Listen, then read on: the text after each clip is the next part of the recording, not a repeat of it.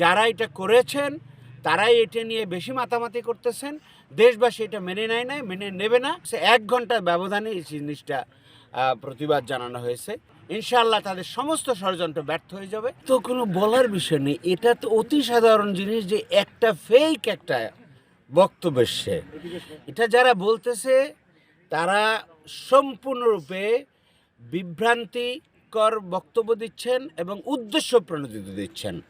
দেশবাসীর একজন সাধারণ জ্ঞানের মানুষও বুঝে যে বাংলাদেশ জামাত ইসলামের আমিরে জামাত, দেশের সবচাইতে সম্মানিত একজন নেতা, তিনি এই সমস্ত পোস্ট দেবেন এবং এটার প্রতিবাদ করা হয়েছে এবং সেই প্রতিবাদ ছাপানো হয়েছে। 1 ঘন্টার ব্যবধানে এই জিনিসটা প্রতিবাদ জানানো হয়েছে।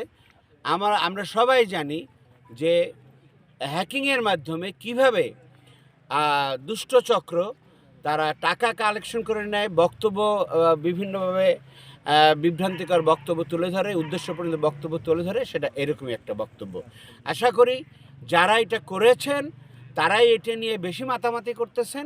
দেশবাসী এটা মেনে নেবে না এবং তারা তাদের নেতাকে চেনে জানে এবং ইনশাআল্লাহ তাদের সমস্ত ষড়যন্ত্র ব্যর্থ হয়ে যাবে এবং তার প্রতি শ্রদ্ধা এবং ভালোবাসা আরও বেশি বৃদ্ধি পাবে ইনশাআল্লাহ। নির্বাচনকে কেন্দ্র করে এই সমস্ত অপপ্রচার হয়তো তারা চালাচ্ছেন এবং আরও সুদূর প্রসারী অপচেষ্টা অপকৌশল থাকতে পারে।